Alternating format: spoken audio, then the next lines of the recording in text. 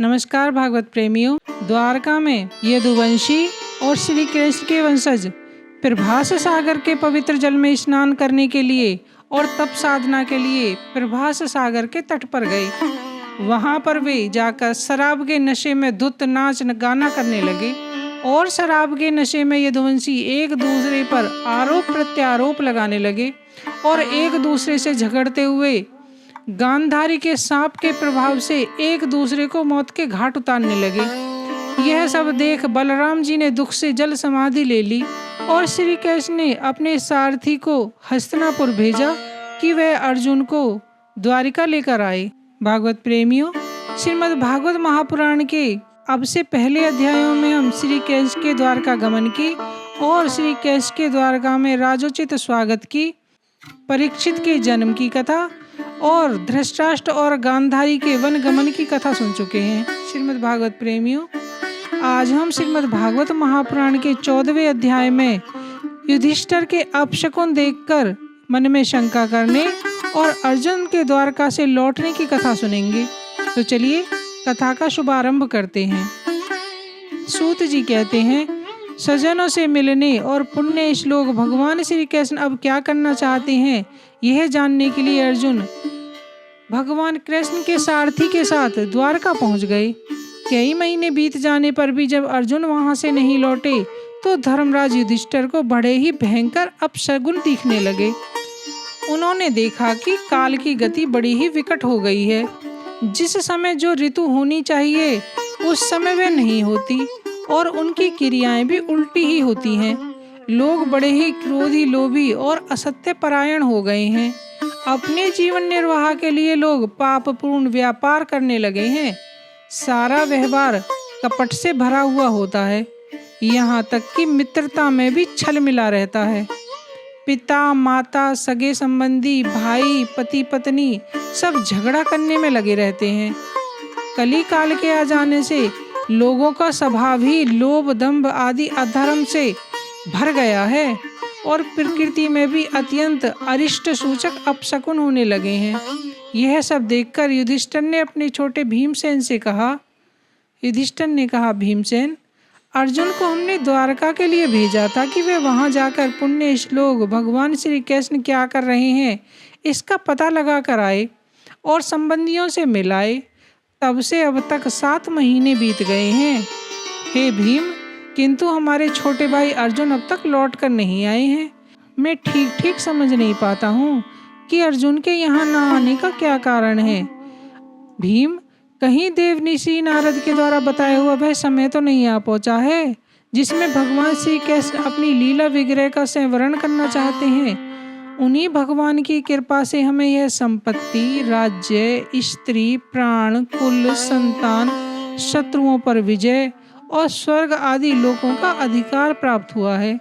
हे भीमसेन, तुम तो मनुष्यों में चीते के समान बलवान हो। देखो तो सही, आकाश में उल्कापात हो रहा है, पृथ्वी भूकंप से कांप रही है, शरीर में अनेक रोग भयंकर पीड़ा पैदा कर रहे हैं।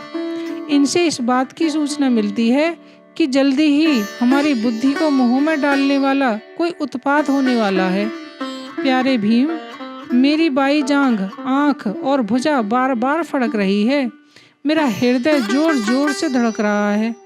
अवश्य ही बहुत जल्दी कोई अनिष्ट होने वाला है। देखो तो, ये सियारिन सुबह के समय ही सूर्य की ओर मुंह करके रो रही है। अरे उसके मुंह से तो आग निकल रही है। और इस कुत्ते को तो देखो, बिल्कुल निर्भय सा होकर मेरी ओर देखकर चिल्ला रहा है।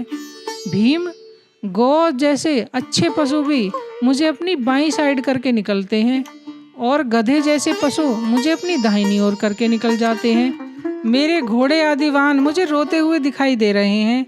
यह मृत्यु का दूत पैरुखी उल्लू और उसका प्रतिपक्षी कौआ रात को अपने कर्ण कठोर शब्दों से मेरे मन को कपाते हुए विश्व को सूना कर देना चाहते हैं। भीम, दिशाएं धुंधली हो गई हैं। सूर्य और चंद्रमा के चारों ओर बार बार मंडल बैठ रहे हैं। यह पृथ्वी पहाड़ों के साथ कांप उठती है। बादल बड़े जोर जोर से गरजने लगे हैं। जहां तहां बिजली भी गिरने लगी है। शरीर को छेदने वाली धूली वर्षा से अंधकार फैलाने वाली आंधी चलने लगी है। बादल बड़ा डरावना दृश्य उपस्थित करके सब और खून बरसाते नजर आ रहे हैं। देखो तो सूर्य की प्रभा मंद पड़ गई है। आकाश में ग्रह एक दूसरे से टकरा रहे हैं। भूतों की घनी भीड़ में पृथ्वी और अंतरिक्ष में आग सी लगी हुई है।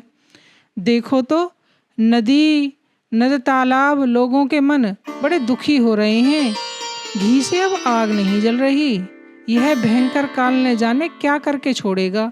बछड़े दूध नहीं पी रहे हैं, गौएं दूध निकालने नहीं दे रही हैं। गौशाला में गौएं आंसू बहा बहा कर रो रही हैं। बैल भी उदास हुए बैठे हैं। देखो भीमसेन, मंदिरों की मूर्तियां रोती सी नजर आ रही हैं। इनसे पसीना चूने लगा है और वे हिलती डुलती सी नजर आ रही हैं। भाई, ये देश, गांव, शहर, बगीचे, खाने और आश्रम श्रीहीन और आनंद रहित हो गए हैं। पता नहीं हमारे किस दुख की सूचना दे रहे हैं। इन बड़े बड़े उत्पादों को देखकर तो मैं यही समझता हूँ कि जरूर ही यह धरती भगवान श्री हरि के चरण कमलों से विहीन हो गई है। जो उनके सौंदर्य और उनकी ध्वजा, वज्र, अंकुश आदि के विलक्षण चिन्ह थे, वे अब किसी में कहीं भी नहीं दिखाई दे रहे। शौनक जी, राजा युधिष्ठिर भयंकर उत्पादों को देखकर मन ही मन चिंतित हो ही रहे थे कि तभी द्वारका से अर्जुन लौट आए। युधिष्ठिर ने देखा कि अर्जुन इतने आतुर हो रहे हैं जितने पहले कभी नहीं हुए थे। उनका चेहरा सूखा हुआ है, उनकी कमल जैसी आंखों से आंसू बह रहे हैं। उनके शरीर में बिल्कुल भी तेज नहीं है। उनको इस रूप में अपने चरणों में पड़ा देखकर युधिष्ठिर बहुत घबरा गए। देवऋषि नारद की बातें याद करके उन्होंने सुहृदयों के सामने ही अर्जुन से पूछना शुरू किया। युधिष्ठिर ने पूछा, भाई, द्वारकापुरी में हमारे स्वजन संबंधी मधु, भोज, दशारय, आरह, सात्वक, अंधक, वृष्णिवंशी यादव कुल से सब ठीक तो हैं? हमारे माननीय नाना सूरसेन जी खुश तो हैं? अपने छोटे भाई सहित मामा वासुदेव जी तो कुशलता से हैं। उनकी पत्नियां हमारी मामी देवकी अपनी सातों बहनें और अपने पुत्रों और बहुओं के साथ आनंद से तो रह रही हैं। जिनका पुत्र कंस बड़ा ही दुष्ट था, वे राजा उग्रसेन अपने छोटे भाई देवक के साथ जीवित तो हैं। हार्दिक, उनके पुत्र कृतवर्मा, अक्रूर, जयंत, गद, शारण, शत्रुजीत, यादववीर कुशल तो है ना? यादवों के प्रभु बलराम जी तो आनंद में हैं। वृष्णि वंश के सर्वश्रेष्ठ महारथी प्रद्युम्न सुख से तो हैं। युद्ध में बड़ी फुर्ती दिखाने वाले भगवान अनिरुद्ध आनंद से तो है ना? सुषेण, चारु, देशण, जामवती, नंदन, सांब अपने पुत्रों सहित ऋषभ आदि भगवान श्री कृष्ण के अन्य सब पुत्र खुश और अच्छे से रह रहे हैं ना? भगवान श्री कृष्ण के सेवक श्रुतदेव, उद्धव आदि दूसरे सुनंद नंद आदि प्रधान यदुवंशी जो भगवान श्री कृष्ण और बलराम के बाहुबल से सुरक्षित हैं, सबके सबसे कुशल है ना? हमसे अत्यंत प्रेम करने वाले लोग हमारा कुशल मंगल भी पूछते हैं या नहीं? भक्त वत्सल ब्राह्मण भक्त भगवान श्री कृष्ण अपने स्वजनों के साथ द्वारका की सुधर्मा सभा में सुख पूर्वक विराजते तो होंगे ना? वे आदि पुरुष बलराम जी के साथ संसार के परम मंगल, परम कल्याण और उन्नति के लिए यदुवंश रूप क्षीर सागर में विराजमान हैं। उन्हीं के बाहुबल से सुरक्षित द्वारकापुरी में यदुवंशी लोग सारे संसार के द्वारा सम्मानित होकर बड़े आनंद से विष्णु भगवान के पार्षदों के समान विहार कर रहे हैं।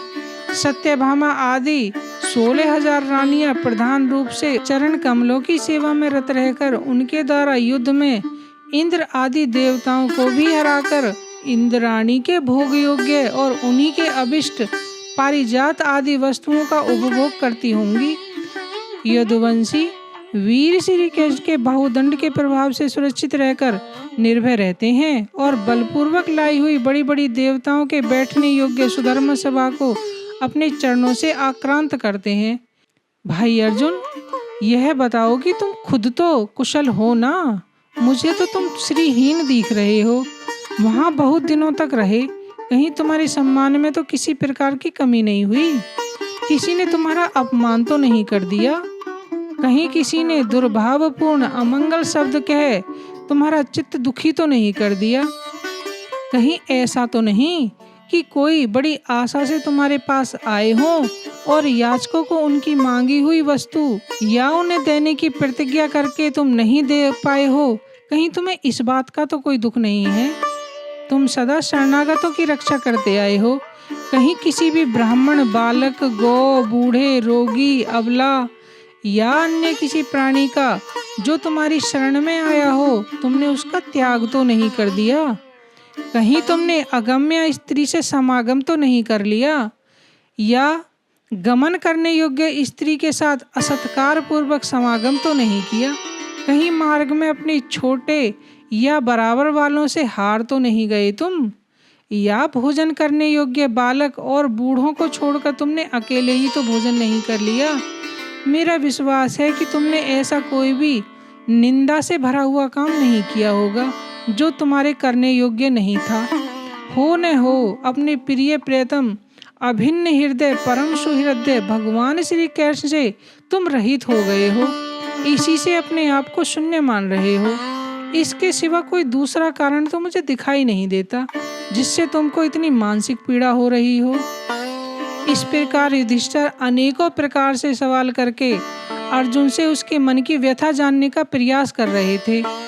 तो भागवत प्रेमियों, कथा को यहीं विराम देते हैं। इति श्रीमद्भागवत महापुराणे परमहंसायां संहितायां प्रथम स्कंदे युधिष्ठिर वितर्को नाम चतुर्दशो अध्याय। श्रीमद्भागवत प्रेमियों, श्रीमद्भागवत महापुराण के 15वें अध्याय में हम कृष्ण विरह से व्यतीत पांडवों का परीक्षित को राज्य देकर स्वर्ग जाने की कथा सुनेंगे। यदि कथाएं आपको पसंद आ रही हों तो इन्हें अपने दोस्तों के साथ शेयर करें। यदि आप आगे की कथाएं सुनना चाहते हैं तो हमारे चैनल को सब्सक्राइब करें। इससे हमारी आने वाली वीडियोज का नोटिफिकेशन आपको मिलता रहेगा। तब तक के लिए नमस्कार। जय हिंद, जय भारत।